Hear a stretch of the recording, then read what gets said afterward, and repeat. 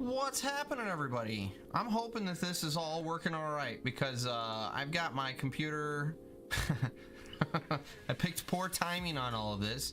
I've got my computer rendering one of our podcasts here, and I can't see it because I'm trying to render a podcast. So hopefully this is all. Oh, here we go. Here we go. She's all going smoothly. What's going on, guys? We're gonna switch over to live chat because up until this moment, I've had top chat on. Live chat, what's going on? We got Mike Castillo, what's going on? Good to see you, my man. We got Brandon here. We got Killer Rob. What's going on, Killer Rob? Good to see you guys. Welcome to the live stream. Man, quick update on the week. So we have officially started mulching on the piece of property that we bought that will eventually be the future of my own home. But more importantly, and sooner than that, it will be the future of a podcasting studio for Sweat Grime, for Dealer Lowdown. It'll be a video studio, a proper video studio, instead of a small room in my basement for doing all of this stuff. So super exciting stuff there. Yeah, so we took the skid steer and the mulcher out there this week and started plugging away at it, and it's been a rip-roaring good time. And we're very excited about the prospect of actually finally starting this project. It's as you can imagine, it's quite a dream come true.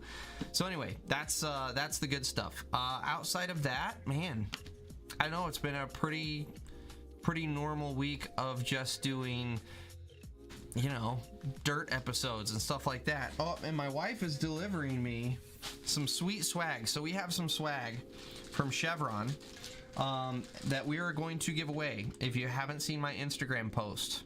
So we got some stickers that you can't make out what they are because they have a white background, which is cool. But it's all right because I have a t-shirt with the same logo on them. Look at that. No, you can't look at that because of the light. My goodness. Nothing's going to work right for me this evening, ladies and gentlemen. Hang on. Let me get her opened up for you. Ooh. Ooh. Ooh. Isn't that nice? I'll give you the top. I'll give you the top. In fact, let's just fully unfold it here. Oh, yeah. So this is what we're giving away. If you haven't seen on Instagram, go post a picture of your last job site. Tag Diesel and Iron on it, and we will get alerted. My wife is being very distracting right now, listening to Instagram right beside me. But no, if you will... Oh, she's doing a story. Excuse me. She's doing a story on Instagram. So basically what's going to happen, if you tag us on Instagram, we will be alerted of that. We will get your shipping information, and we will ship you a Chevron shirt for free. That's all you got to do. So go on Instagram. Doesn't have to be right this second. In fact, I would encourage you to wait until after the podcast or the live stream. I don't even know what I'm doing these days. I have my hands in so many things. But wait until after the live stream. Pop on Instagram, shoot us a picture of your job site, tag Diesel and Iron, and you will get a free Chevron shirt. So that's awesome. Thank you to my unspoken sponsor, if you will, Chevron. Chevron is sponsoring Diesel and Iron, but it's really cool what I've got worked out with them. They aren't looking to have their names smattered everywhere all the time, constantly. It's beautiful. We're doing a lot of behind the scenes stuff. It's been great. So, but a big thank you to Chevron for all of the swag here that we are going to be giving away. So anyway, let's, my goodness, really? We only got like 3 comments going. What's going on, guys? We got to do better than this. We know, you guys know the live stream shindig. We got to chat. We got to know what's going on in your life. So you tell me how your week has been and what you've been up to. So we got Team Banchamech. We'll get it. We'll get it. Yo, I'm 4 weeks into operating excavators, loving it. So happy to be out of the dump trucks. Dude, that's where it's at, man. When you get out of those haul trucks finally, it's a beautiful day. It really is. We got Brandon Culpepper. I could give away a dinner date. The problem is you'd have to get your ass out here to Michigan because my ass is not traveling around the country. You are getting the privilege to travel to have dinner with me. That's how that's going to roll. So, Mike Castillo, yes, it is a sweet looking shirt. Brandon, why is a wheel paver better than a double drum? The fact that you use the word double drum tells me that you're talking about rollers and not pavers. That's how I know you're a rookie into this industry. That and the fact that we're friends, and that's also how I know that you're a giant amateur in this industry. It's okay, I've got you. I don't know why double drum rollers are not as good at compaction. So if there's any asphalt specialists in here, I want to know why wheeled rollers. First of all, I have two questions. First of all, why are wheeled rollers better at compacting asphalt than your smooth drum rollers, your steel drum rollers? And secondly, why don't we see more of the rubber tire rollers if they do that much better of a job? I think I know the answer to it, but I want someone to confirm more for me. Here's my speculation, Brandon. Because you have individual tires, you have higher ground pressure on those tires, and because they're staggered, it kind of kneads the material and smashes it down. Instead of you having complete and total compaction, or I should say complete and total engagement of your drum into the surface, instead you've got these tires that are able to give you higher, oh God, what am I looking for? Ground pressure. Sweet Jesus, my brain's just farting out on me. I think the wheels give you higher ground pressure, but the downside to the wheels is you don't get as smooth of a finished surface as you get with the smooth drum roller, because again, you're not getting the total engagement of the drum. So I feel like if it were me, and this is totally basing it off of my guesses, I feel like you would do a better job if you only... By the way, are you guys getting an echo in the audio? It just occurs to me, I have my microphones turned up here. Let me turn those down just to make sure. Let's see if that audio is any better. I apologize. Anyway, it seems to me that you would do your initial compaction with the wheeled machine, and then you would actually want to do your finished compaction with a smooth drum roller. Tell me if I'm wrong. That's a total guess, because I don't know jack crap about asphalt. So there you go. Let's see here. Brandon with his perverted comments, my goodness, it's just inappropriate, sir, inappropriate. James Rickett, what's going on? Happy to finish my first week of heavy equipment operating school. Congratulations, James. Welcome to the heavy equipment industry. And if you have any questions going forward, you can use the email address that you'll find, look at that, right on time in this corner right here. Contact at dieselandiron.com. Nope, dieselandironproductions.com, because I know my own email address. Shoot me some email messages. If you got questions, shoot me messages. I will respond. I will answer your questions. So let me know if you need anything. But again, welcome to the heavy equipment world. We got Jeff. What's going on? Starting 6 a.m. tomorrow. Underground laborer. Left my city water operator job and stoked to be involved on the install side of things. That's awesome, Jeff. I seem to recall you being in here, what was it, last week?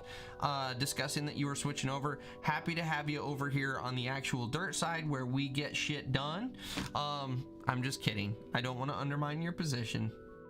You did fine work on the operational side, sir, but it is way more fun to play with giant iron toys in the dirt, and we're happy to have you over here. So we've got Ambitious, what's going on? We got my man Jay in the house. We got Drake Perry, what's going on? Not in the dirt world at all, but fascinated by it. Junior at University of Tennessee in construction science. Well, Drake, let me tell you, you have come to the right place. First of all, thank you for joining the live stream.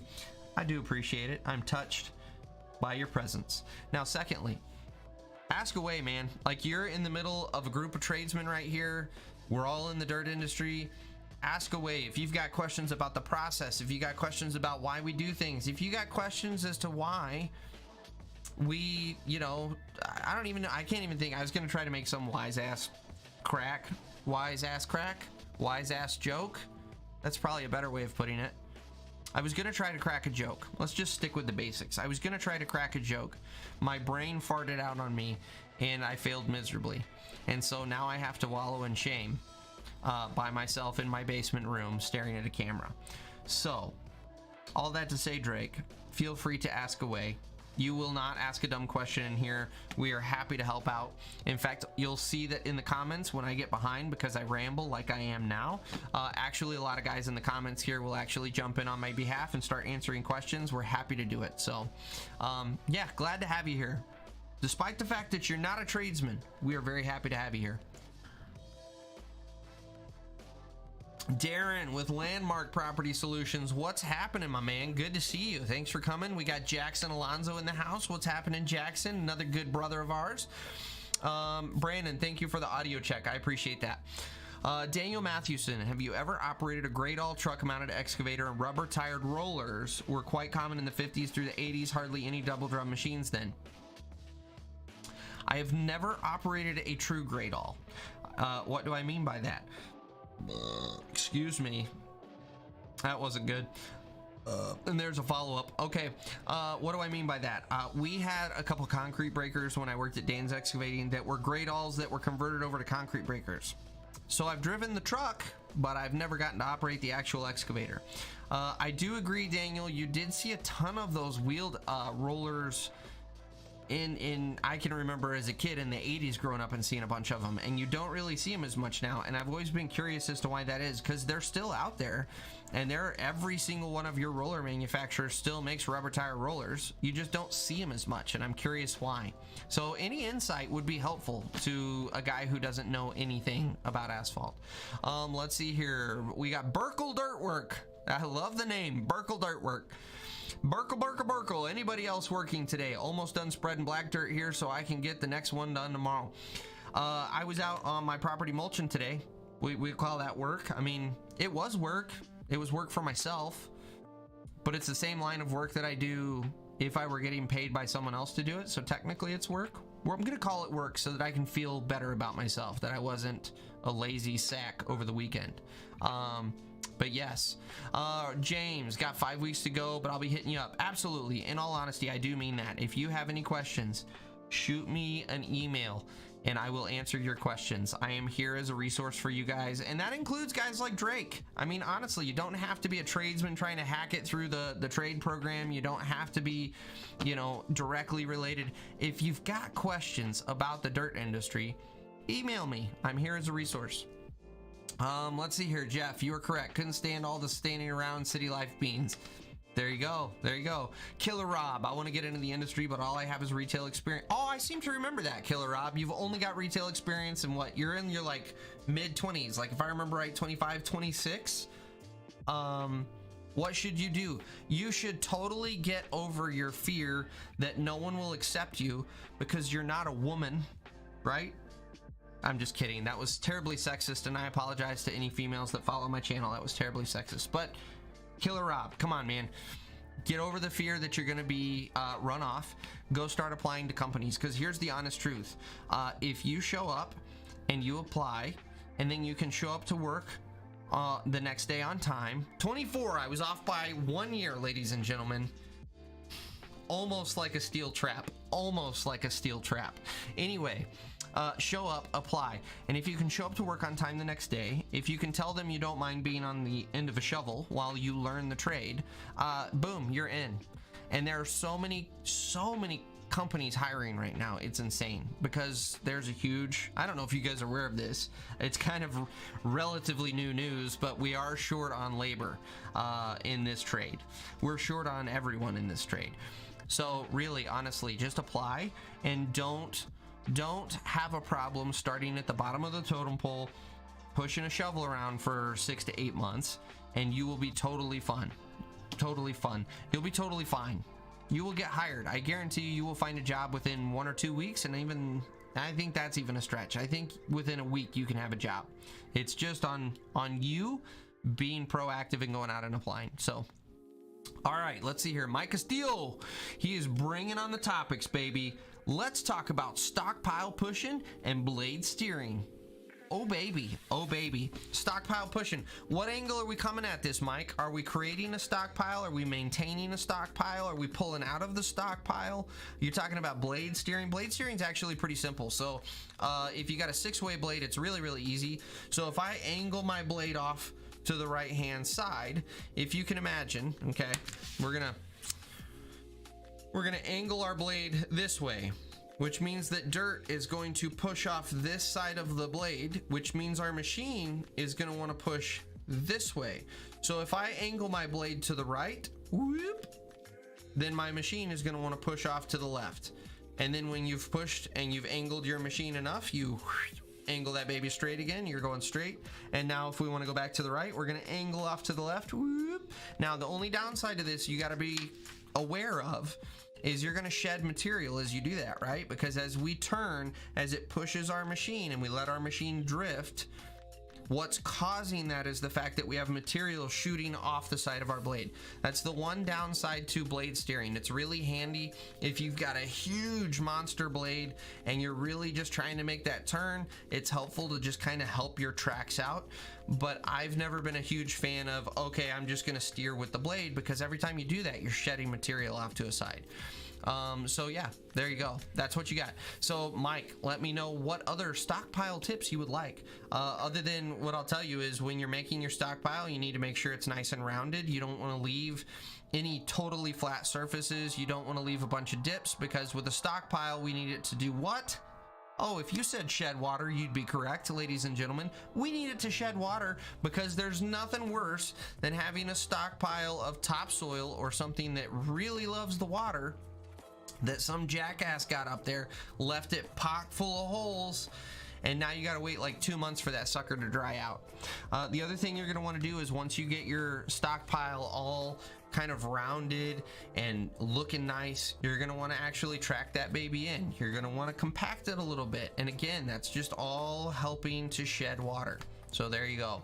Let me know what else you need, Mike. Let me know. I don't know why I sound so salesy tonight. I should really be in more of a fuck around. I dropped another F-bomb on the live stream. I apologize, ladies and gentlemen. My filthy mouth is going to get me in trouble. I apologize. Anyway, back to clean talk, Brian. I should really relax and not be so on. Okay, we've got the El Diva experience. Did I pronounce that correctly? I absolutely love dirt work. I've been an operator for 27 years. Well, thanks for hanging out, the El Diva experience. I appreciate you showing up to the live stream. And I also love dirt work, but I don't have nearly as many years as you do. I have about... The problem is every year it changes, right? So you have to recalculate every year. I think I've got 12 or 13 years in the industry total, I think. I'd have to go do the math, and I'm unwilling to do that on live camera, so this is what you get. We got James Rickett. Here's one for you. I have to get my OSHA 10 and OSHA 30, as well as my MSHA. How much are those going to cost me? I don't know. It kind of depends too who's supplying it, because there are free classes out there. You can go online and take those classes. There are programs out there that you can go to on somebody else's dime, or you can pay for them out of pocket. It totally depends. So I honestly can tell you, I have no idea how much that's going to cost. I don't. I'm sorry I can't be more helpful here. Jackson, how much? Not much. How are you doing this evening? I'm good, man. It's been a good week.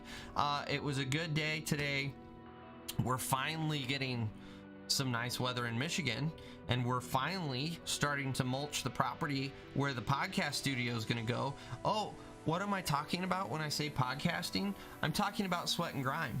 You don't know what Sweat and Grime is? Are you living under a rock, ladies and gentlemen? It's only the best trade podcast out there right now, hosted by yours truly, along with Rick Valco and Matt Mother Fluffin' Totten.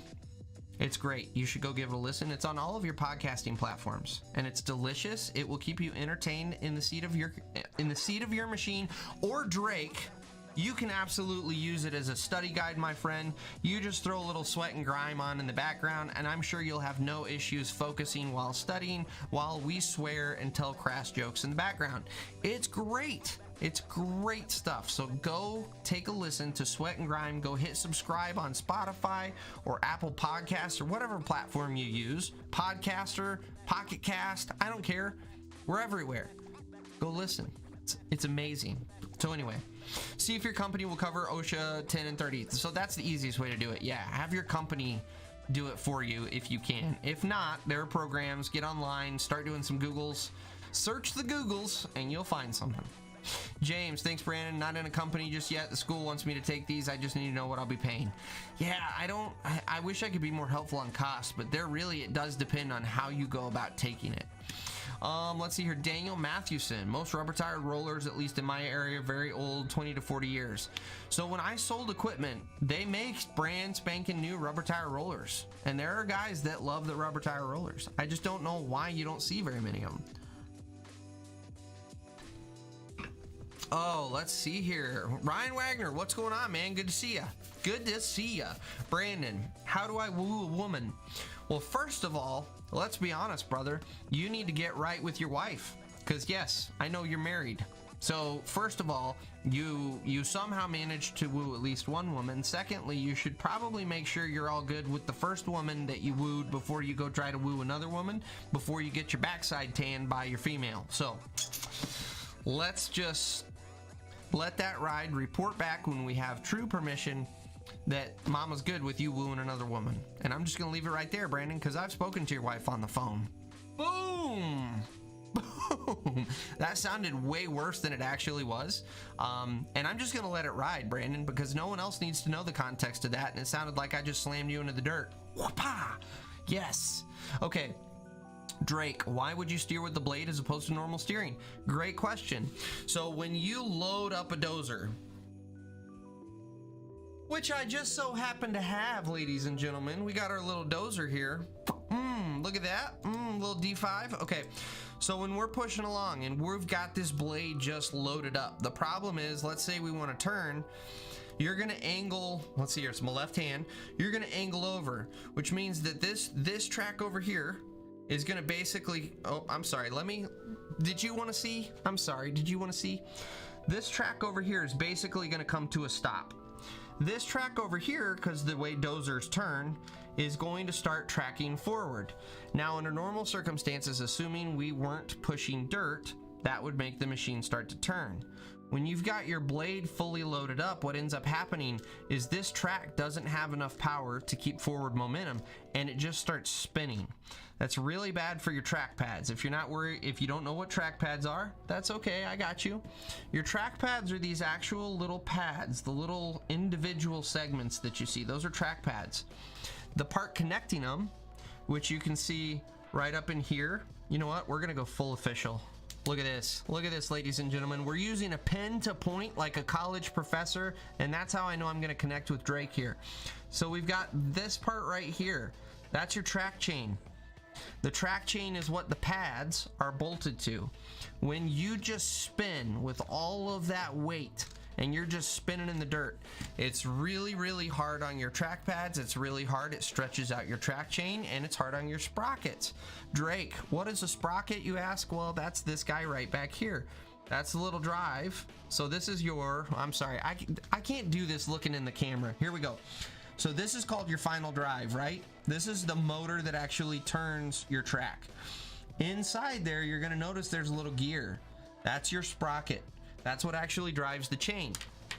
It's really, really rough to just sit there and spin. It's rough on your sprockets, pads, chains. So what can we do instead? Well, like I said, if we angle our blade, we got this blade angled, right? See it from the top? So what's gonna happen with our dozer?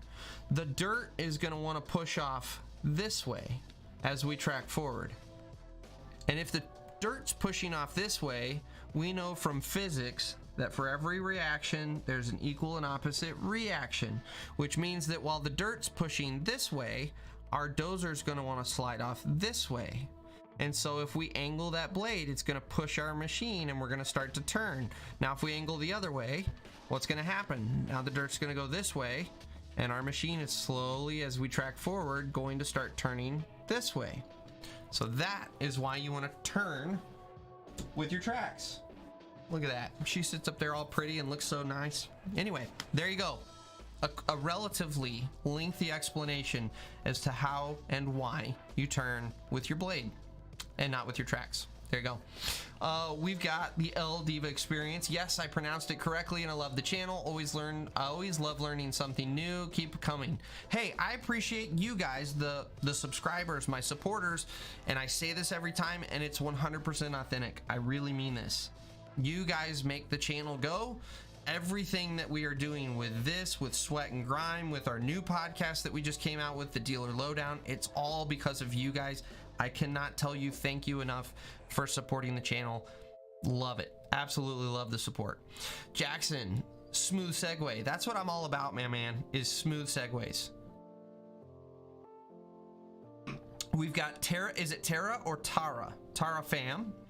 I'm a woman with no previous experience in heavy equipment or construction with a healthcare background. For the past year, I've been thinking about doing heavy equipment. What do you think I should do? Do you want my honest to God opinion? I think you should absolutely jump into it.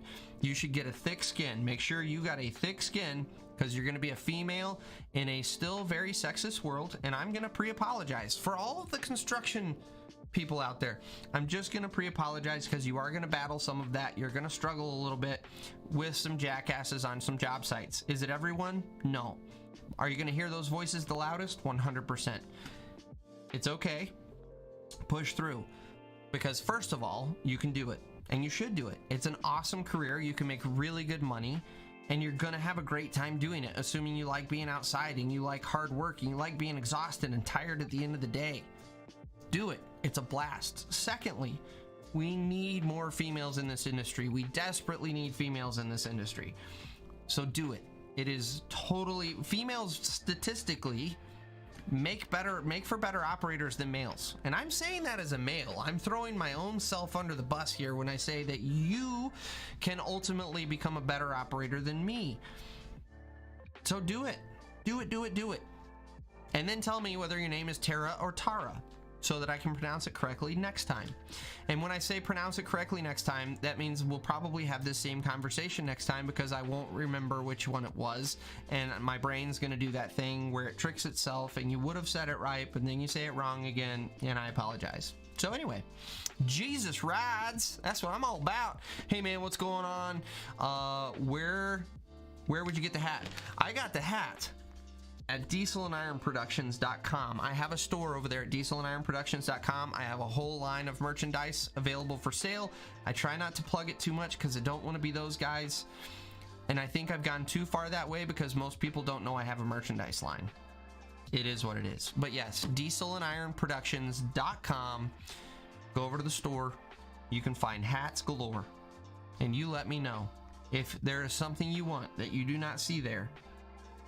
And I will maybe make it happen with all of my free time I have. Yeah, that's a convincing sell, isn't it? I think so. I think so. Hey, Jesus Rides, thanks for being here tonight. I appreciate you, brother. I do. Jackson, studio they're building will also become the Diesel and Iron OnlyFans studio as well. Jackson, you're ruining the big surprise. We're gonna have, yes, a private room in the back with a fake excavator control setup, and we will have the top-down view camera, but bottoms off, baby. Ho, ho, ho. Diesel and Iron OnlyFans coming at you as soon as the new studio's built. There you go. Just kidding, everyone. Just kidding. My wife would never let me do that. And that's what's stopping me. Let's be honest, that's not what's stopping me. What's stopping me is, do you know how expensive it is to get a lens that will zoom far enough in that will make it look decent, like worthy of being on OnlyFans? That's the main, it's cost prohibitive, Jackson. That's the problem. It's cost prohibitive. So anyway, Drake, already a listener of the podcast, super informative, kill time on my way to work. Thank you, Drake. I appreciate you listening. I really do. And it's really cool. In all honesty, it's really cool to hear of people not in our industry listening to the podcast, because that's awesome. I love that we're starting to get some reach. That's really cool.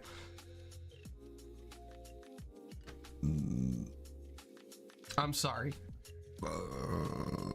I'm really sorry. I know that's disgusting and I'm a pig of a man. But that's what happens when I'm drinking a carbonated beverage tonight. And we're drinking a carbonated beverage tonight. So that's probably going to happen more than once tonight. And I'm sorry. I'm sorry. Anyways, let's see here. We got Rasha. Oh, wait. Yes, it is Rasha. What's going on? It's good to see you, Rasha. In order to woo a woman, you must be forklift certified first. Now, the question is it the forklift license that really gets you in with the women? Or is Rasha maybe chasing some rather large women that require a forklift certification? That's the question we need to delve into, Rasha. Inform us below in the comments. Was it A or was it B? Jay, do your models have moving parts like tracks? Yes, they do have all the moving parts, which, by the way, since we're starting to get a little more traction in here, if you didn't hear, flip over to Instagram. We got these chevron shirts. We're giving these babies away. All you got to do is give me a picture. Post a picture, not on Diesel and Iron. Post your own picture and tag Diesel and Iron in it, and then I will reach out to you, get your mailing address, we'll get you a shirt mailed out. There you go.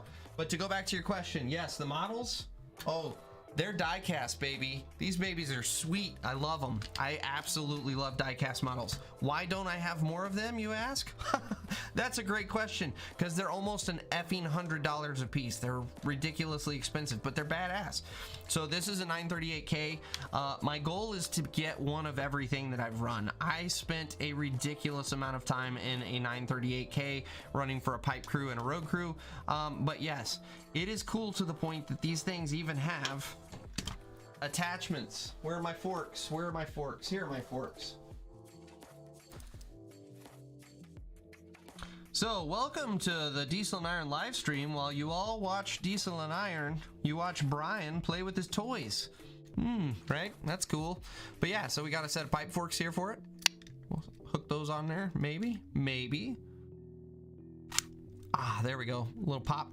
So yeah, they all move, although this one's kind of gonna need a little help. It's right at the right angle. There we go.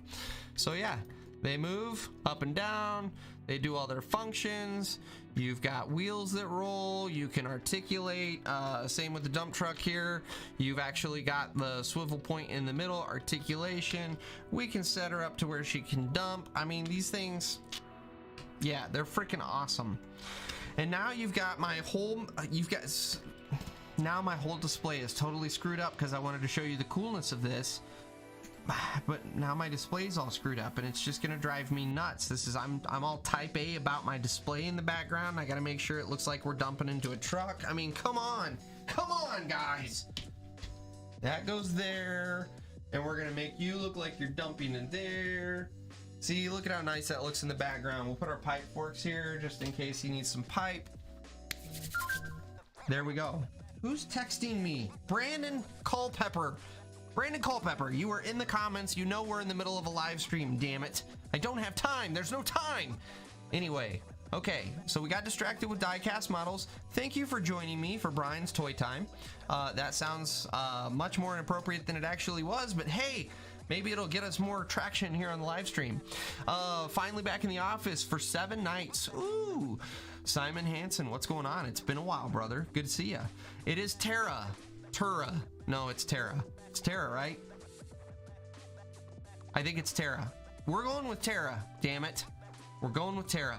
I think that women that are in hard trades are badass. Jackson, I do too, because they are a heck of a lot tougher than we are, because I know we would all cry if we got treated the way that a lot of people treat women in the industry. Yeah, so he's absolutely right. Have thick skin, focus on learning your craft. 100% El Diva here with 27 years of experience. Let's give her a hand, ladies and gentlemen, because she is dead nuts on. Thank you. That's 27 years of experience speaking right there, and it is dead nuts. We got you, Ryan, in the house. What's going on, man? Good to see you. Good to see you. Thanks for coming out. I appreciate your advice. Going back to Tara. Yes, Tara. We're going with Tara, ladies and gentlemen. Yeah, okay. Oh, she confirmed. She confirmed at the bottom. Tara is right. We're going with Tara. Thank you, ladies and gentlemen. We can shut this baby down. I got something right this evening. I mean, why not shut it down? Anyway, thank you. Appreciate your advice. You're actually the second person that said to me that women are better operators, so that's interesting and cool. I'm gonna do it. That's not just me and the second person that I'm inadvertently backing up. That's not just our personal opinion. That is statistically proven. Women are more cautious than men. I mean, it is funny because all of the reasons why women are better operators, when you actually list them out, you kind of sit back and go, duh, you didn't need to study for that. And one of the main ones is that women are more conservative than men. Men are like, yeah, we should be able to take that 5,000 pound, machine and drop it in the hole with a mini excavator. No problem. It'll be fine. Whereas women are like, no, I'm fairly confident that that is way, way too heavy for the mini. And meanwhile, the men are over there going, no, get out of here. Quit being a woman. And then who ends up upside down in the bottom of the hole? Well, there you go. There's your statistic. So we didn't have to do scientific studies to know that, and yet we did. And we found out what I can sit here and tell you just from a relatively general feel of how women and men operate. So there you go. Brian, can we play our game? I'm assuming you mean machine Tourette's. If you guys want to start dropping some model numbers down in the comments, we can do machine Tourette's if you want. It's totally up to you guys, so go right ahead, drop some model numbers. Rasha has confirmed a little bit of A and a little bit of B, so apparently Rasha not only is able to woo the women with his forklift certification, but he also goes after some rather generous females, and that is why he needs his forklift certification. I guess if the women won't come to you, you take your forklift and you go get them and bring them home. So there you go.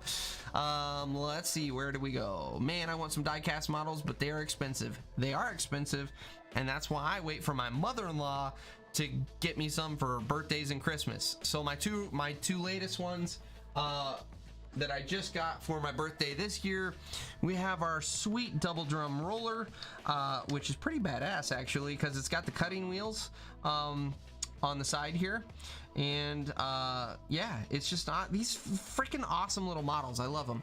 And then we got our cat dump truck up here,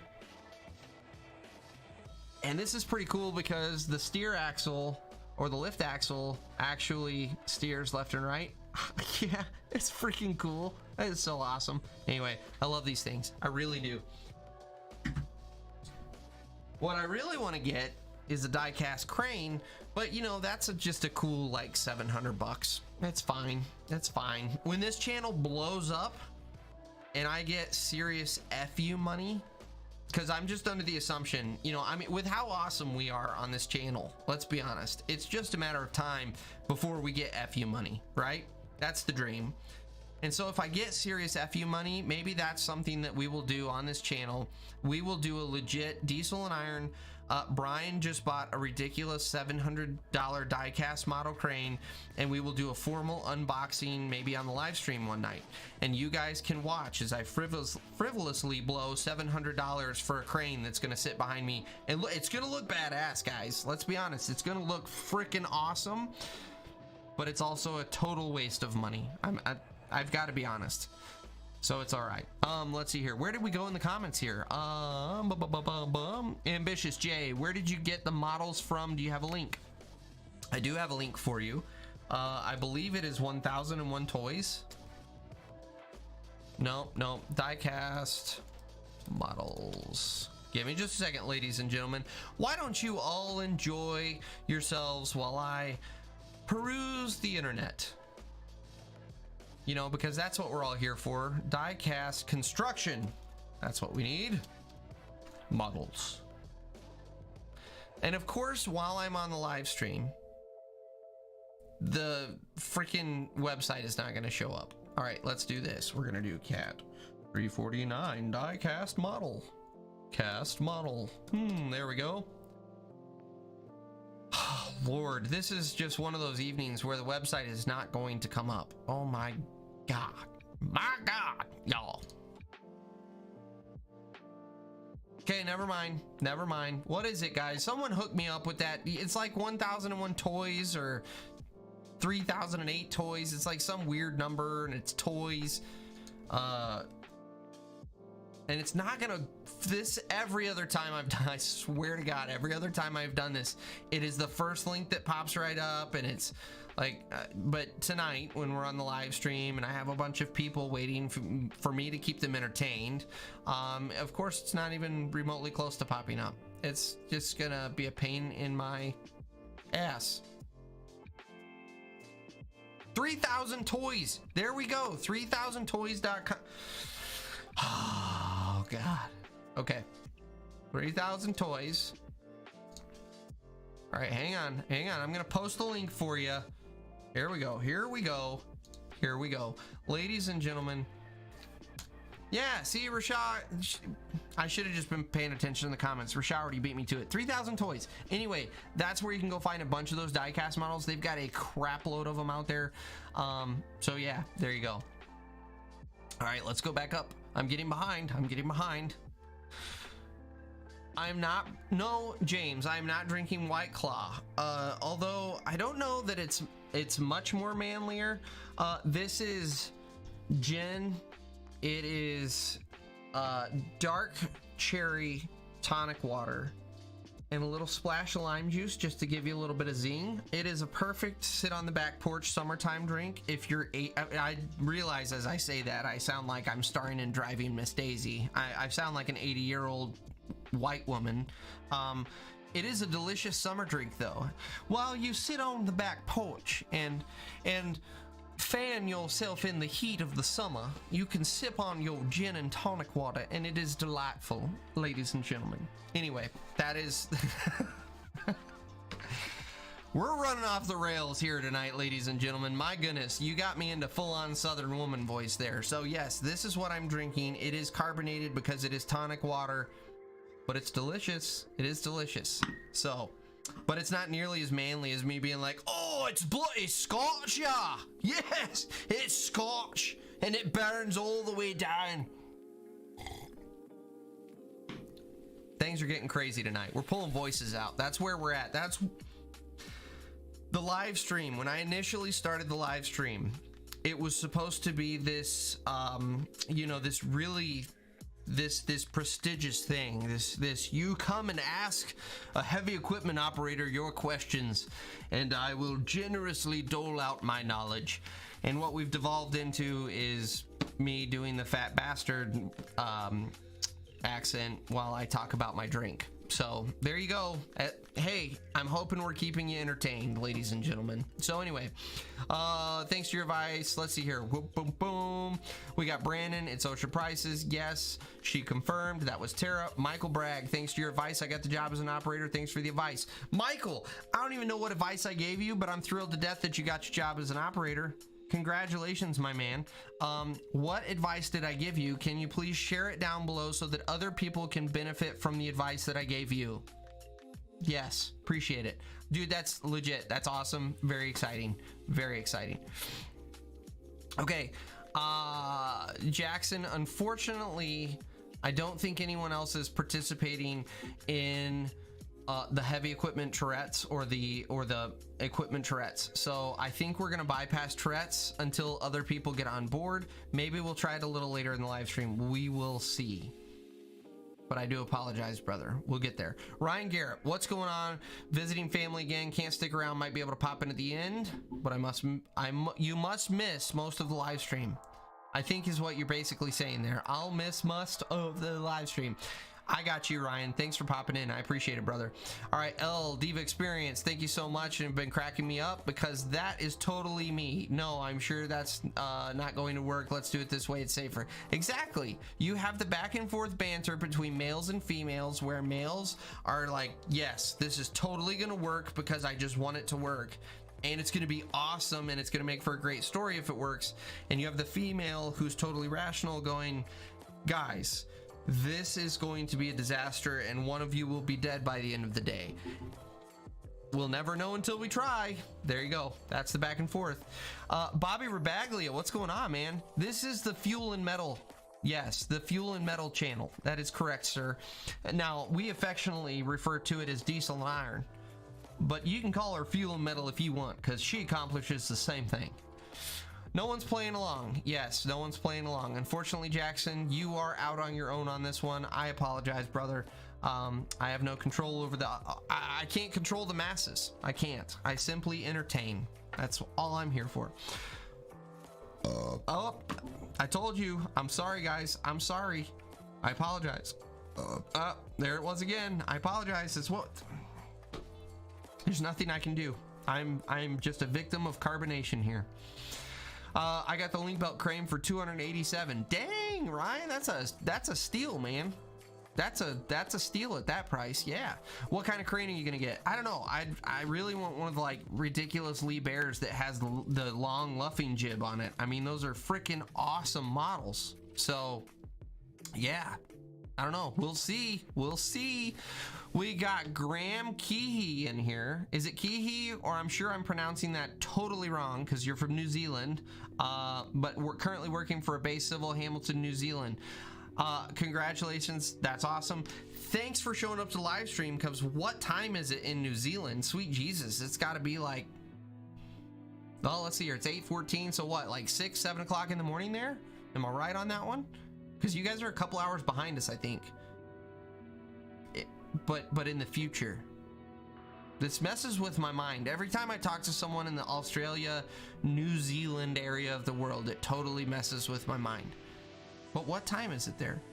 And absolutely, I see that videos have helped you out. Absolutely, I am here as a resource. Feel free to email me. In fact, it just popped down below. contact@dieselandironproductions.com. Reach out, ask me some questions. I will answer them because that's why I'm here. That's why I do this. So anyway, Jake the Green-Eyed Snake, what is happening? Let's kick this week in the beep. Yes, sir. Let us, you know what, square up on this week. I don't want you to just kick it in the beep. I want you to square up a solid on that baby. And I want you to give it your all. I want you to pull that, oh man, pull that leg back and really cock it into place before you let it rip. That's how hard we're gonna kick this week in the beep.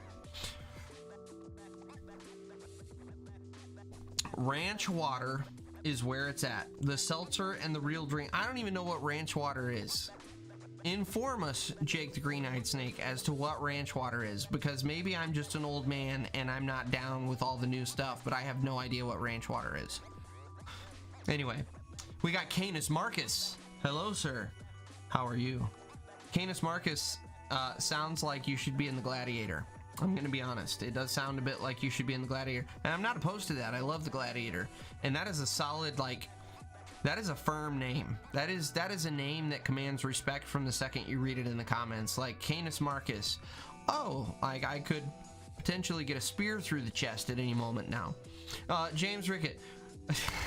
I'm glad you guys are enjoying this, because I'm totally just having a good time here. And again, the best part of this, you guys have to remember, to you guys, this is this well-polished thing, and you get to see me sitting in front of you as an entertainer. For me, I'm literally staring at a camera while I talk about things in the accent of fat bastard and some old Southern woman. So I look crazy if you were to walk in the door right now, because the better thing is I have these lights shining at me. Like I have this whole light set up in this room shining at me while I talk to myself and I talk to a camera. Just take it to that next level and you really appreciate what's going on here. So anyway, my text is the OSHA oh, well, there you go. OSHA prices is what Brandon texted. So let us take a look at young Culpepper's text. But I'm in the family text, so I got to get out of that. So let's see here. OSHA training. 60. Okay, so for OSHA 10, 60 to 80 bucks. OSHA 30, between 160 to 180. Brandon Culpepper, thank you for informing us on OSHA training prices. You're doing a far better job at the live stream than I am. I'm just making funny voices and yeah, who cares about real information? Damn it. This isn't about trying to help people out in the industry. This is more about cracking jokes and having a good time. Anyway, let's see here. Michael, I had to go for my test for operator and you told me to take things slow, not overthink it. Remember to have confidence in myself. Went to the test thinking those words over and over. It helped tremendously. My God, that was great advice, and I'm glad that those words somehow came out of my mouth. Just kidding, man. That is really awesome. I'm happy to help you out. And going forward, Michael, seriously, going forward, if you got any questions, look at that email, just in time, every time. contact@dieselandironproductions.com. Email me, brother. I'm here for you. Let's see here. 12:15 p.m. Yeah, that's, oh, I was off on that. Sweet Jesus, man. Don't you have work tomorrow? Come on, Graham. Man, you gotta be well rested so you don't run somebody over in your loader. I mean, what's going on here? I do appreciate you hanging out though. So let's see here. Let me think about this. You guys, if I recall, because you're in the southern hemisphere, it's what, winter time there? Fall time? Yeah, no, it should be full on winter time there, right? You guys are totally opposite of us, and you're upside down. So yeah, you're hanging upside down. It's probably, well, you also use Celsius, which is ridiculous because everybody knows Fahrenheit is way easier than Celsius when it comes to measuring temperatures. I mean, why would you? Let's think about this for a minute. Why would you set up a system to where freezing is at 0 degrees. I mean, that is way easier to remember that freezing is at 32 degrees. Am I right? I mean, am I right? Come on, guys. Come on. Get your metric system out of here.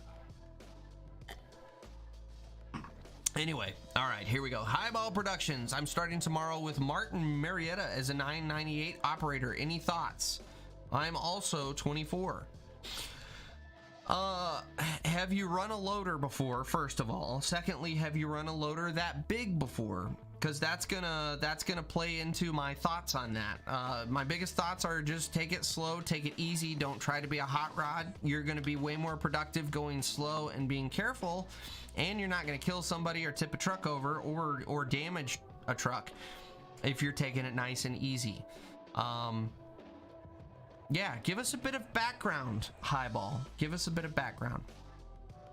Jake the Green-Eyed Snake. Original ranch water is good tequila, Topo Chico mineral water, lime, salted rim. Fire the original seltzer is inspired from that. Oh, good to know. Interesting. Jake the Green-Eyed Snake here as our resident mixologist. We do appreciate you, sir. Thank you for the education. Maybe next week we will be drinking some ranch water, but I would have to look this comment up and then go buy the ingredients. So more than likely we'll just be rocking the old scotch again. Yeah, we'll see how it goes. Anyway, good looking out, Brandon. Ambitious Jay, what's the next podcast episode or Down and Dirty series? Well, let's take a look at my calendar here and I can tell you. Let's look at our calendar. So tomorrow is how to back a rock truck. For those of you new to the industry who are stuck in the rock trucking, you don't have a freaking clue how to back that thing up because it's all wonky. I got you covered. And we use this side, that die-cast model back there to educate you so that you can really get the dynamics of that. When it comes to the real question, when it comes to what podcast you get, we're interviewing Herb Sargent from Sargent Corporation. We did an interview. It's actually going to be in 2 parts because the interview went so long. It was good. It's not going to be one of our more hilarious, crazy, goofy episodes.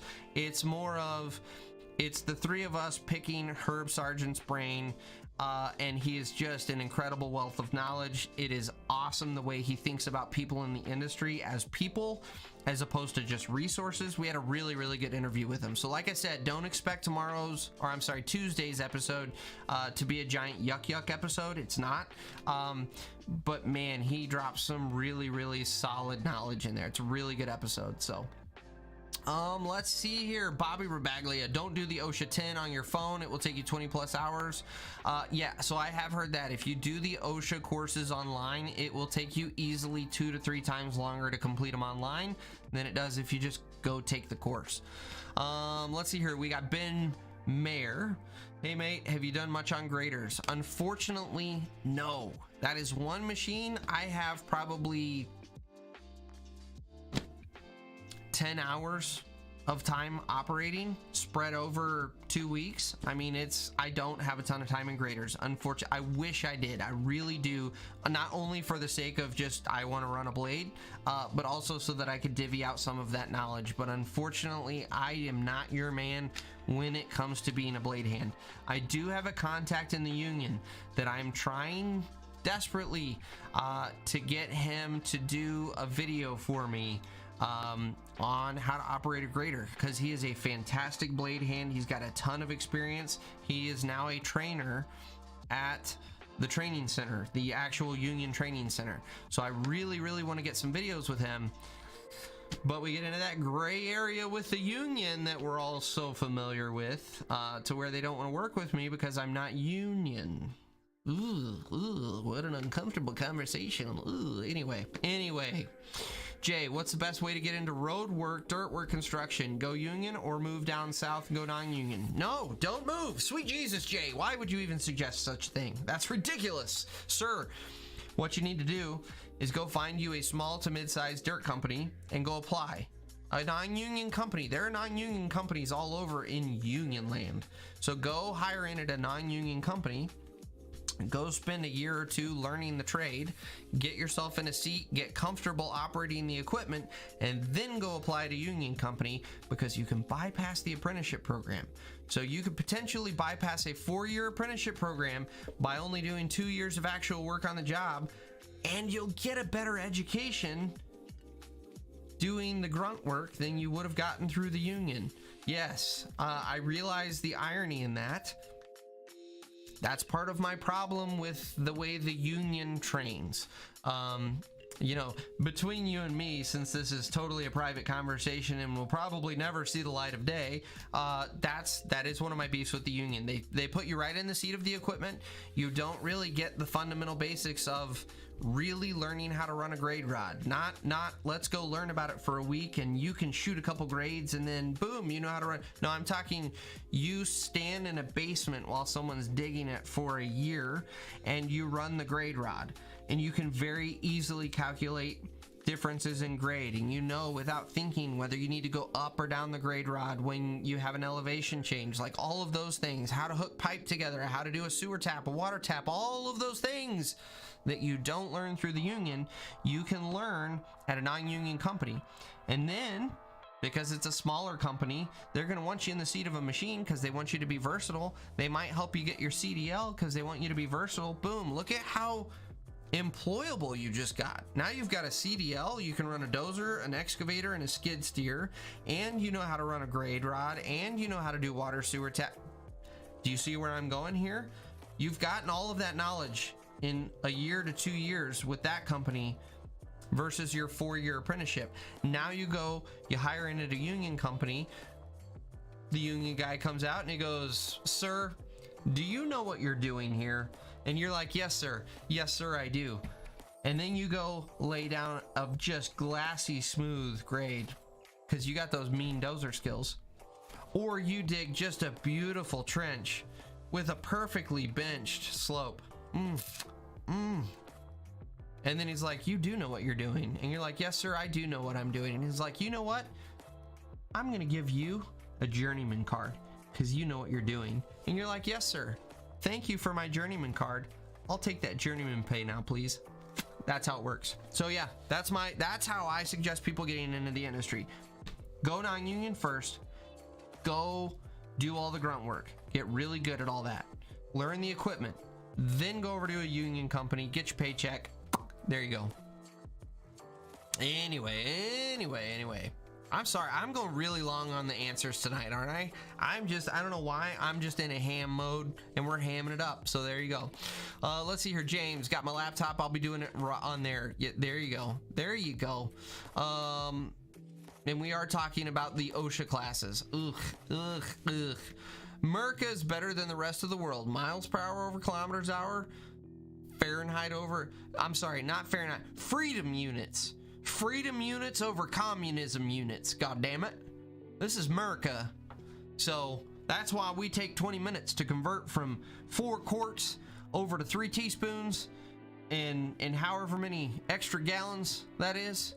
And then if we want to know how much energy that contains, well, you just have to convert over to some unit of measurement for whatever it is we use for energy, and then we'll use some of our freedom units for the temperature. My God, we're off to a roll. So dumb. The imperial system is so dumb. It's so dumb. Anyway, mining safety. That's right. MSHA. The mining safety. Yeah, whatever. Anyway, Dozer Dennis, what's happening, man? It's been a hot minute. It's good to see you, brother. Thanks for coming and hanging out. I appreciate it. Let's see here. Highball ran a Komatsu WA370 for 3 years, went well, no accidents. The 998 is just as big as a house. Been told it's practically the same operating wise. Yeah, so that was my big question. If they were throwing you in that with very little experience, I would say you better take it super slow. I mean, if you've got 3 years of experience in a smaller loader, it's really going to run the same. It's just you got a crap load more weight moving around. So I will say Obviously, you're going to have to go a little slower on your shifts, going from forward to reverse and reverse to forward. You're going to have to, you know, anticipate more rocking of the machine due to the weight you've got in your bucket. But outside of that, it should operate pretty well the same. And I'm super jealous that you're getting to run that monster, because I would love to run a monster loader. I spent 2.5 years between a Komatsu, actually the same machine you were running, and then the Cat 9. Why did I just lose the model number? 938. Sorry. I spent a lot of time in the 938, so I would love to go run one of those monsters and just load a couple trucks. I don't need to run it for a day. I just want to load a couple trucks and have a good time. So Jake the Green-Eyed Snake, got to get over the articulation when it comes to a rock truck. If you back up good and get loaded, follow your tracks. Yep, you know what, Jake? Watch tomorrow's video. Watch tomorrow's Down and Dirty, and I think you will be quite pleased with the way I explain running the rock truck, because that's exactly what I talk about. James going to be taking mine safety as well, because he wants to get in the mining industry. There you go. The L Diva Experience, the 988. Wow! The largest one I've been on is a 966 loading out waste trucks. That sounds fun. I'm totally right there with you. That does absolutely get me excited. Although my face doesn't show it because I'm starting to feel my beverage, that does actually get me excited. Similarly, like, I get that same little tingle that a D11 gives me. And I'm going to tell you guys, like, that's a good tingle. It's a good tingle. And by the way, Chevron, our quiet sponsor in the background, the same Chevron that's giving away these shirts, ladies and gentlemen. Did I tell you that? Did I mention that? Maybe this is the third time and I can't hold a shirt. If you want to win this shirt, what do you got to do? That's right, you got to head over to Instagram. You got to take a picture of your job site and you got to tag Diesel and Iron in it. That's the Chevron I'm talking about. Chevron might be hooking me up with the ability to go run a D11. I'm quite excited about this. It's in the works. We'll see what happens. Fingers crossed, baby. Fingers crossed. We got Graham. I'm coming off night shift to day shift. We have 24-hour break. Also, it's wet season. What do you normally do in wet season? It's muddy wet, and I love it. Man, in wet season here in Michigan, you do what you can. You basically, you know, most of your, for probably a solid hour in the morning, you're just scraping all the slop off of your job site and piling it over to the side so that you can get to the actual real dirt underneath. And that's how we handle the wet season. It's miserable. So what part of the world are you from? Oh, you already said. Sorry, it's New Zealand. That's right. Yeah, I have no idea what your conditions are like over there in New Zealand, so I honestly have no idea how I'd handle myself over there. But over here in the States, in Michigan, when it's all rainy and wet and gross, yeah, it's shove all the mud off to the side and do what you can and just wallow in the mud. It sucks. I hate it. Jay, I already have the experience, about 5 years of operating right now. I'm in Pennsylvania, and it seems like you can't find road construction, highway construction unless you're union, like Local 66.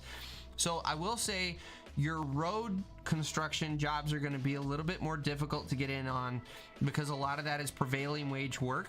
So the government the federal government has stipulated you have to be union to have those positions, or you have to pay union wages. So most of the time your union companies get that work. So you may not get into a highway construction job. That's okay. Go over to the residential side. Like, yeah, it's not nearly as fun. The iron's not nearly as big. You can still get on some cool projects. It doesn't have to be doing home basements. You could get on with doing some like more commercial projects or like apartments, stuff like that. You could still get into some decent job sites, but really you're only talking a year or two, and then you've got the ability and the skill to go hire into a union company. If you've already got the operational experience, Jay, I would try to get right in with a union company and tell them, look, I can run the equipment, I know what I'm doing, have them come evaluate you and maybe jump right in. So, excuse me, pardon me, there it is, burp again. Oh, Brian, that was sorry, apologize. Jackson, Brian, have you been able to film a shop tour yet, and when is Carson going to be on the podcast? Been looking. That's a good question, Jackson. No, I have not filmed a shop tour yet because I don't really know whose shop would be really worthy of filming. Yeah, I don't really have anyone offhand that would really make a good shop tour.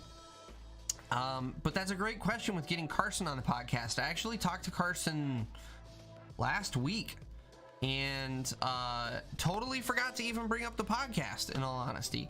Carson is really hard to nail down because he is extremely busy running his business as they are growing like crazy. And so he's really, really hard to kind of nail down to a time slot. But now that you've reminded me of it, I will reach out and see if I can't get him on. Jake, speaking of union and being non-union operator, what is the difference in how you act or treat your laborers? What is the difference between laborers, union, non-union? Because I bust my butt for non-union. So the short answer is, if you're a non-a-hole, there's no difference. You're still going to get out of your cab. You're still going to help your union laborers. You're still going to help them hustle. You're going to still help them carry those rolls of edge drain. You're going to still help them, everybody's wrestled one of those 12-foot long rolls of road fabric that weighs 1,400 pounds because it sat all weekend in the rain, and your poor freaking laborer rolls that sucker out, and it's that last, 100 foot or so on the roll, where the roll just turns into that limp sausage, and you're watching your laborer struggle with it. Get out of the cab and help him. I don't care if you're union or non-union. Get out of the cab and help your laborer. It's called being a good person. It's not, oh, you took my job, oh God. Get out and help. Sweet Jesus, people. We're people. Help people. That's what it's about. It's not about whose job it is. Anyway, off of my soapbox and my rant. Anyway, yeah, you hit a little bit of a nerve there. We got Richard Vincent in the house. What's going on, man? Almost forgot to get on the live stream. Hope you're doing well. I'll watch you tomorrow, Tuesday morning. Have a good night. Hey, Richard, thanks for popping in and out. I will talk to you tomorrow, right now, on the live stream that you'll play tomorrow. Yes, I hope you're having a good morning tomorrow. There we go. Best place to break in. Patrick, great question. Small residential company. That is the absolute, in my opinion, that is the best place to break into the industry. One, it's easy because there's not a ton of people that are just all about the residential market. Two, because it's relatively small companies, you're going to learn every aspect of the business very quickly. Three, you're going to get seat time way quicker. Four, they're more than likely going to help you get your CDL because, again, it's a small company. You've got your whole foundation that sets you up for a career in the industry. By the way, you're also going to spend some time wrenching on the equipment. I don't know if you got wrenching experience or not. You're going to get some at this small company. So now, with one company, this is the cool thing about doing the residential small company to get into the industry. You figured out, do I want to be the laborer? Do I want to go be an operator? Do I want to be a road tech? You've got all of that experience right there within one company. You have a CDL. So if you want to just screw the dirt industry, I want to go drive a truck. You now have a CDL because it was a small enough company. They helped pay, or fully paid, like my company did. They fully paid for me to go get my CDL. So you've now got that marketable experience. Like, you've got a ton of experience within 1 to 2 years with that little company that you can set yourself up for the rest of your career with. 100% the best way to get into the industry. James, I get to run a skid steer for my first time tomorrow. That's the first piece of equipment for any... Okay, that's first piece of equipment. Any advice? James, take it slow. Don't get overwhelmed. And just pay attention to what's going on outside of the machine. It's very easy to get overwhelmed with the controls, and you're not paying attention, and next thing you know, bink, you've backed into something. Just take your time. It's also really easy when you first start out in a piece of equipment to feel like everyone's just waiting on you. Oh God, they're all waiting on me and I'm sucking it up and I'm doing terrible. Oh God, I have to go faster. And then you panic and you start making mistakes and you panic more and you make more mistakes. Just take a deep breath. If you start feeling overwhelmed, just take a deep breath and recognize that everyone starts in a skid steer feeling overwhelmed, feeling panicky, feeling like they're a waste of time, feeling like they're a failure. Everyone does that. I started that way in the industry, feeling like I was a total failure and I was just holding up the job site. That's okay. That's how we all learn. And the fact that that crew is putting you in that skid steer and suffering through it means that that crew has the patience to work with you while you learn the skid steer. So take a deep breath, slow down, and just focus objectively. What do I need to do? I need to get a bucket of stone. Don't worry about anything else. Go get your bucket of stone. Then take that stone over to the guys. Okay, what do they need? They need me to smooth this out. Okay, forget about everything else. Just focus on making that little area smooth. And it's gonna take you 5 times longer than it's gonna take an experienced operator. That's okay. You're learning, and everyone on your job site knows that you're learning. Check behind you before you back up. Make sure that you're not gonna hit anyone or anything, and then start working on smoothing. Just take it in baby steps. Take it in bites. Don't worry about trying to be this badass rock star operator. Just slow and smooth until you get a feel for the machine. That's my best piece of advice I can give you. Everything else is gonna come. With time, everything else is gonna come. The key is just stay calm, don't get overwhelmed, and don't get discouraged. That's the biggest thing. Don't get discouraged. Don't psych yourself out that I can't do this. I'm just holding everything up. That's where you're gonna psych yourself out of the game and you'll never come back.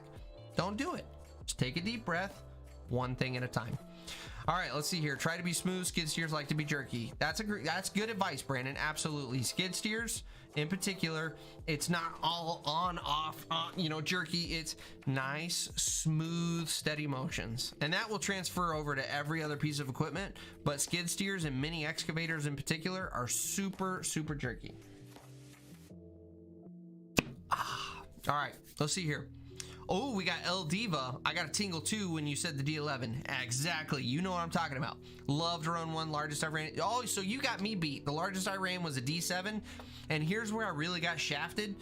It was one of the D7Es, right? I think that was the model number where they had the electric drives. And it was like the heaviest, like most worthless machine. I hated that machine. So I didn't even get to run like a good D7. It was just a big fat hog of a D7. Anyway, I'll do my best not to lie. Pretty nervous. James, everybody's nervous, man. Everybody's nervous. It's okay. And recognize it's okay. It's good to be nervous. It's good to be respectful of what you're taking on, because you got to remember you're sitting in a machine that weighs anywhere from 8 to 13,000 pounds, depending on the size. Like, you're in a big old piece of iron that can tear some stuff up. It's healthy to be nervous, but don't let the nervousness overwhelm you. Just take a deep breath, calm yourself down, and focus on what your objective is. Let's see here. We got Ethan Tadlock in the house. How much work is there in the winter for an operator looking to make the switch? I'm a carpenter, but the winter is my biggest concern being an operator. Please let me know. So it depends on what area of the country you're in. I'm going to assume you're in the north, because in the south the winter doesn't really affect us. And so in the north you have a couple options. One, you can go find a smaller company that does work through the winter and they don't do a layoff. Your work's going to be a little more sporadic, but you still will have pretty consistent work and you can continue to receive a paycheck.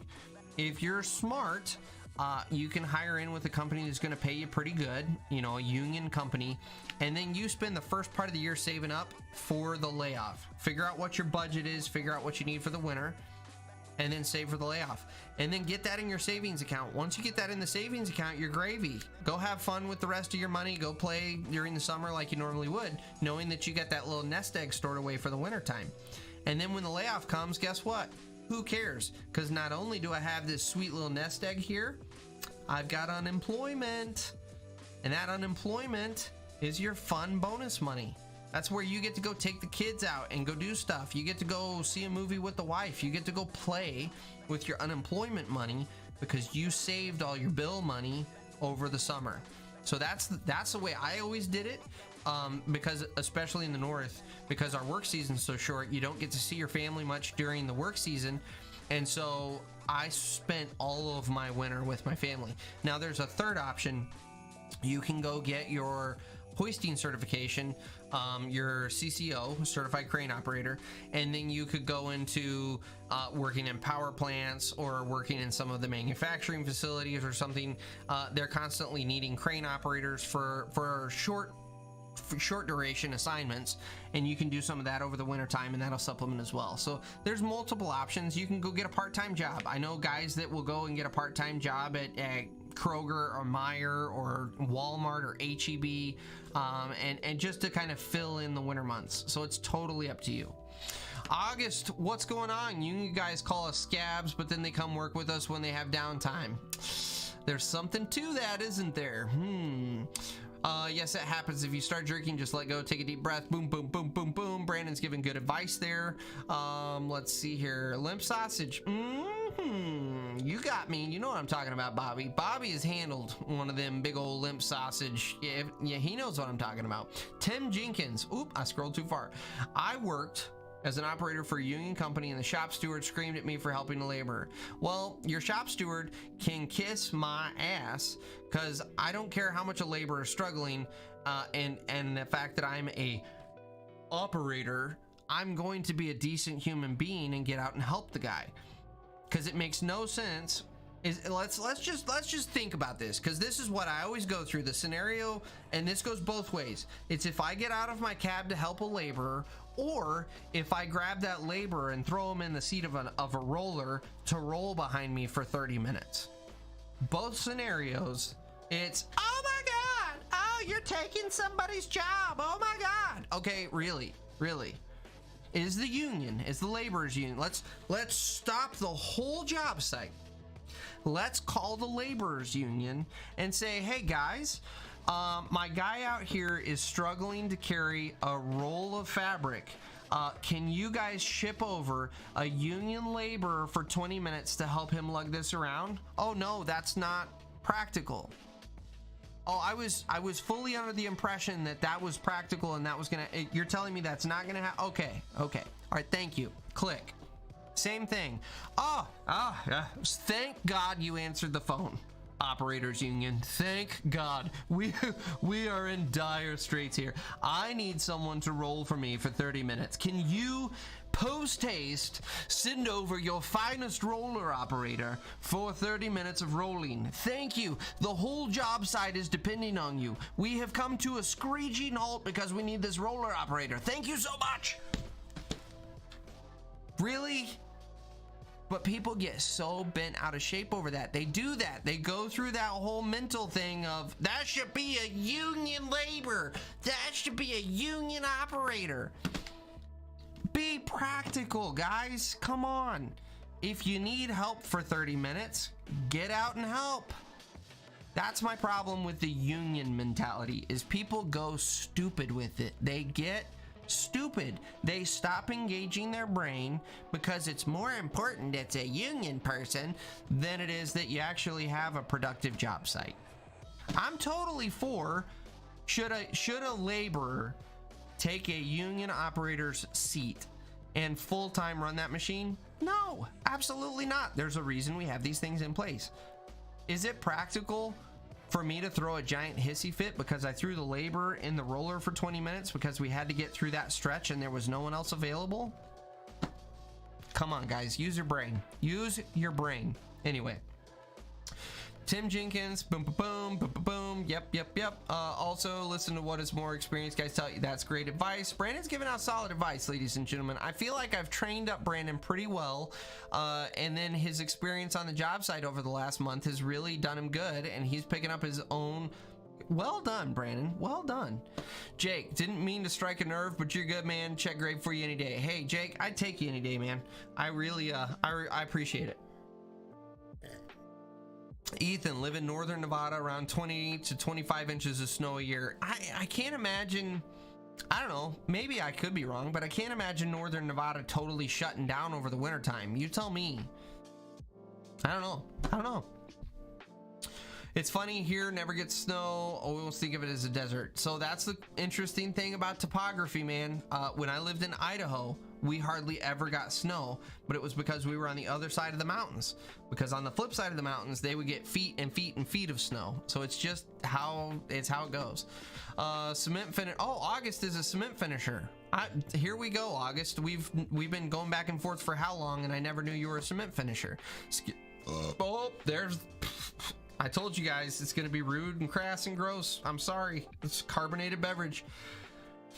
By the way, 10 minutes and we're wrapping this baby up, just so you guys are aware.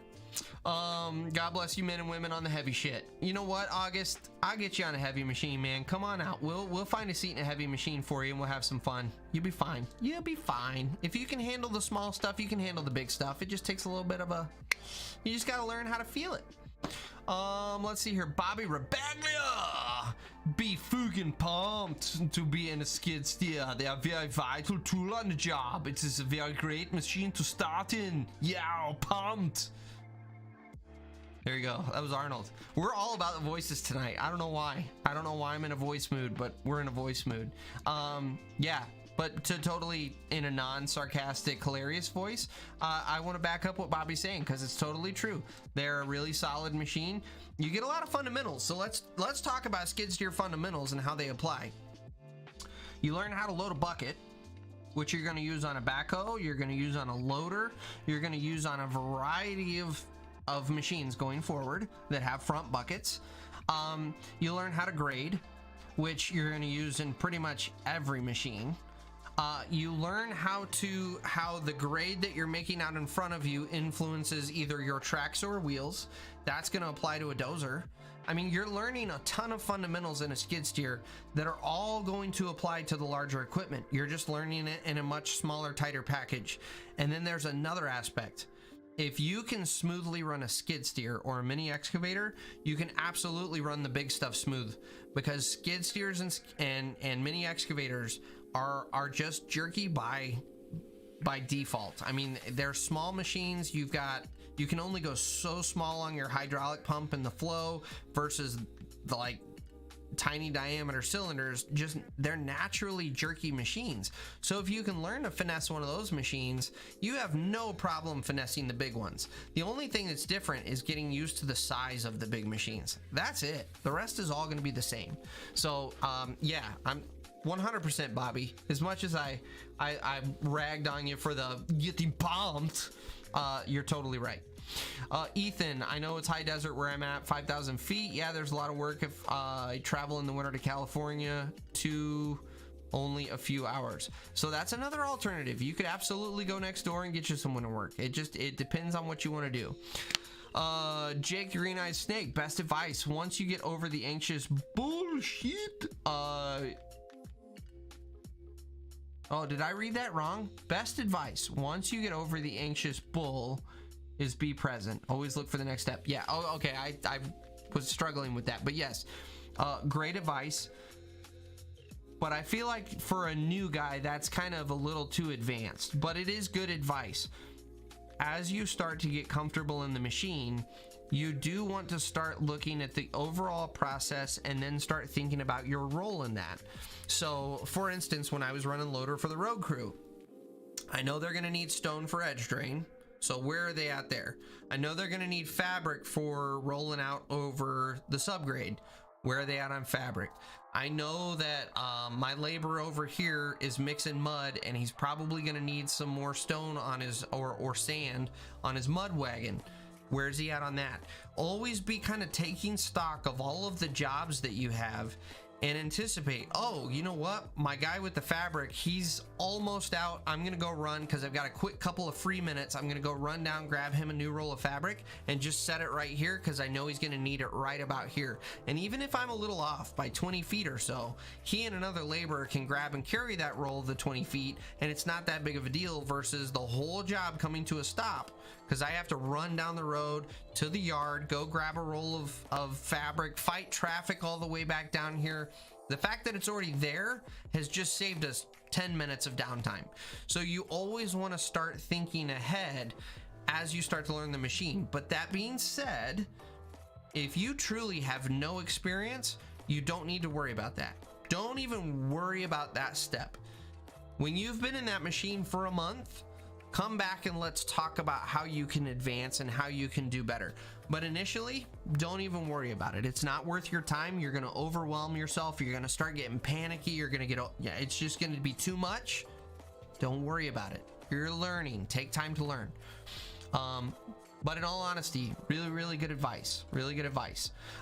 Dave, currently applying for jobs but do not have a ton of heavy equipment experience since I'm new to the field. Any tips on setting myself apart from other applicants? I would go out of your way to say, I don't mind, because you have a lack of experience, I don't mind starting at the bottom.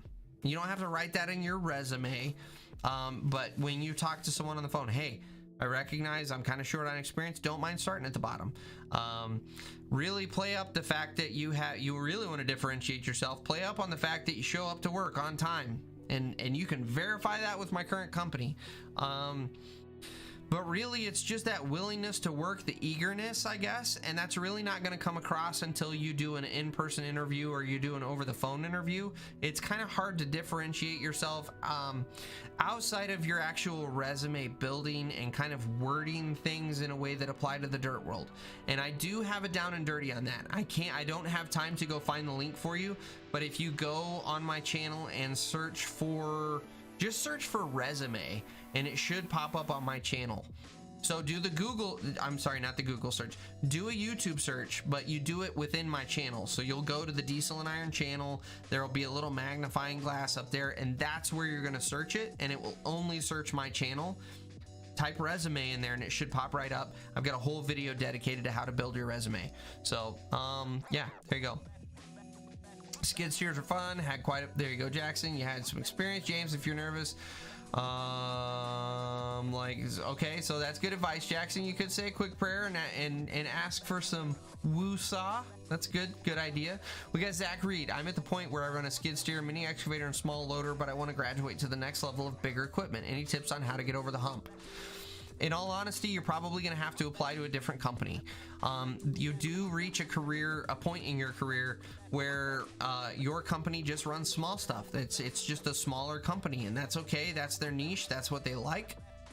But you'll have to apply to a large civil contractor to get into the big iron, or you may apply to mine or a gravel pit or something like that. Something where they run the bigger stuff. All of your skills will apply.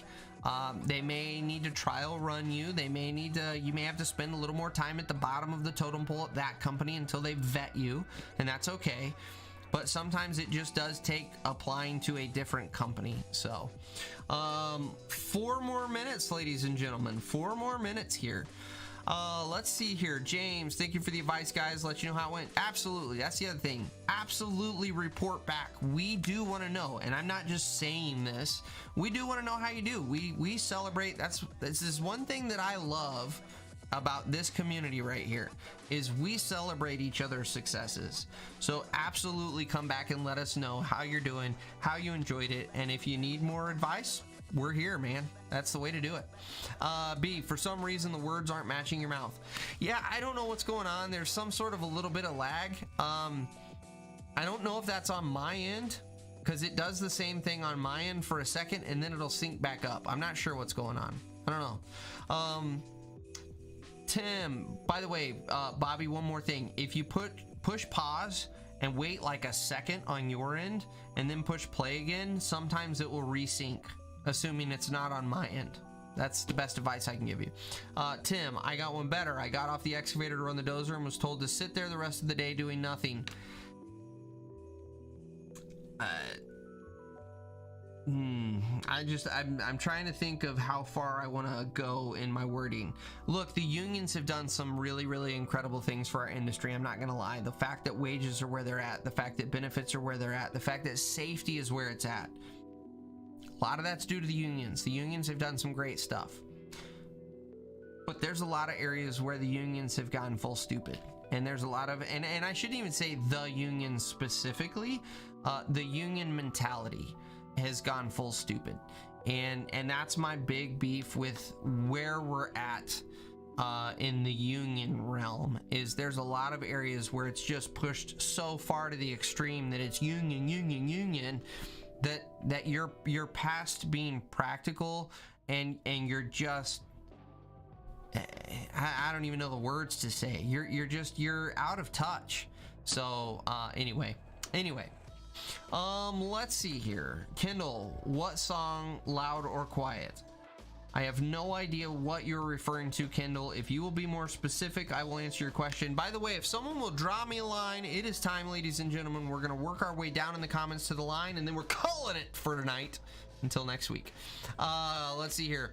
Graham, thanks for the advice from New Zealand, and Chance on some diesel and iron gear. Love the hat. So if you guys, I've got to plug my, I'm sorry, I've got to plug my merchandise more than I do. I don't want to be that guy that just is like, hey, buy my stuff, buy my stuff, buy my stuff. But clearly I'm really failing because no one knows. dieselironproductions.com. I'll put it, in fact, I'm going to put it down in the comments.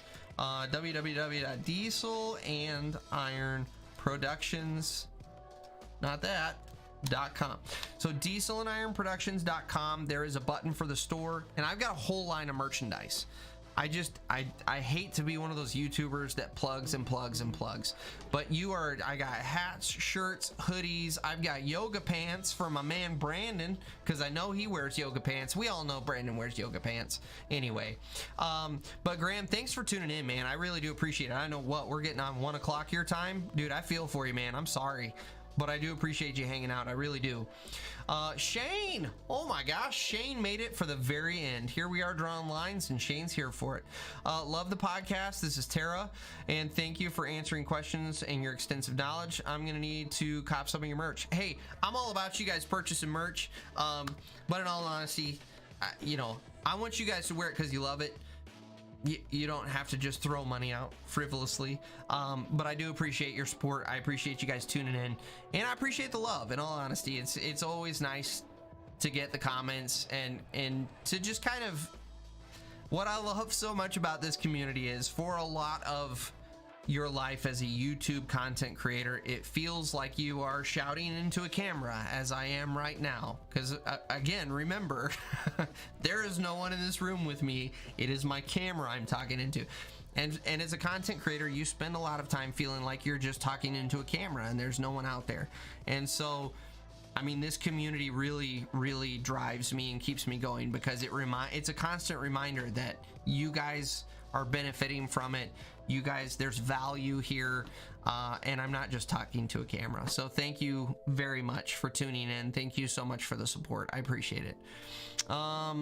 Shane, we actually didn't even get into JCB tonight. I think this might be a live stream first. We didn't talk about backhoes or JCB really at all. Jackson, the giveaway is continuous. And what is the giveaway, you ask? Oh, well, thank you for bringing it up, Jackson. These Chevron shirts right here, ladies and gentlemen, we are giving away. So Chevron is a sponsor of the channel. They're just a very quiet in the background sponsor, and I'm very grateful. They sent me a whole box of shirts and stickers that we're going to be giving away. And the way you get those, head over to Instagram, take a picture of your current job site, and tag Diesel and Iron in it. Tag me on Instagram with your picture, and I will shoot you a sticker or a shirt. Most likely it's going to be a shirt. We'll throw some stickers in there too. We'll make it work. So anyway, that's what we're talking about. Jake, speaking on no experience, I was a welder fab guy for 10 years, got a job now where I'm at, applied myself in the dirt end of it. And the welding end of it keeps me from being laid off between. And that's another thing too. Absolutely. Great advice, Jake. Pick up another skill. Like, you don't have to do the same thing over the winter time, and there's a lot of guys that'll go do something totally different, and it breaks the year up. Like, just about the time you get really tired of dirt work, boom, you flip over into welding or hoisting or snow plowing or whatever it is you do over the wintertime. And just about the time you get sick of that, boom, it's dirt season again. So that's a great way to break up the year. Great advice. El Diva, you're awesome. Thanks for tuning in. I really appreciate it. And I'd love to see all of you guys, all of the new people that I have not seen before. I would love to see you guys back. You will find, if you show up here on the live stream, we have a pretty tight community here. You know, we've got Brandon Culpepper, Jackson, Jake is a pretty regular guy, Shane the Lever Monkey, which, by the way, if you guys are into underground work, go check out his channel. He's got a really good channel on underground work. But Shane's a regular. Man, scrolling back here, there's so many regulars. August comes in pretty regularly. We've got, oh, who else? Dozer Dennis, he pops in and out a fair amount. And then we got a lot of guys that weren't even here tonight. So we've got a pretty tight community. We all show up, we all support each other, and we all have a good time. Like, it's always a riot in here because there's always shenanigans. So would love to see you guys. Thanks for showing up. And that goes, and I'm talking specifically to you, L. I appreciate it. So plowing with a 950H, most companies want people with no experience, less habits to break. There you go. That's a good point. There's a lot of people that don't want people with experience. Whenever something good happens at work for me, I like sharing my success with this community. Exactly. Boom. Jackson, case in point. So there's our line. I'm sorry, I just read Kindle's comment. Can you sing Grizzly Bear Sleeping in the Cave? I don't even know what that is. Is that a song? You know what? We're not getting into it because there's our line. Kindle, if you want me to sing Grizzly Bear Sleeping in a Cave, you can tune in next weekend because I have to go look that song up and I'm not going to do it, and I'm not going to do it tonight. So, ladies and gentlemen, thanks for tuning in. We have made it successfully to the end of another live stream. Always leaving out oh, that's right, Bobby. I'm sorry, Bobby. I'm sorry, my man. I am sorry. Bobby Rabaglia is a regular as well. And that is why I always say his last name, because Rabaglia just, man, it's like it's one of those like just pleasing things that rolls off the tongue. Rabaglia. So I apologize, Bobby. But Bobby is also one of my regulars. And he is in here, man. It's been, how long have you been coming in, Bobby? It's been like 2 or 3 months now, at least. Maybe it's been longer than that. It's hard to keep track of time. I'm gonna tell you guys right now, with everything that's been going on with the channel, it's hard to keep track of time. And here I am rambling past the line. Damn it. Guys, ladies and gentlemen, we have successfully made it to the end of the live stream yet again. And this one was a wild one. We did a lot of voices, but I do want to thank you for hanging out. I want you guys to have a good, safe week because I want you here next week. So we will catch you guys next weekend. No, son of a, yes, we will catch you next weekend. The following weekend, we'll get into it later. I'm not even going to get into it. We'll catch you guys next weekend on the live stream. You guys have a good week.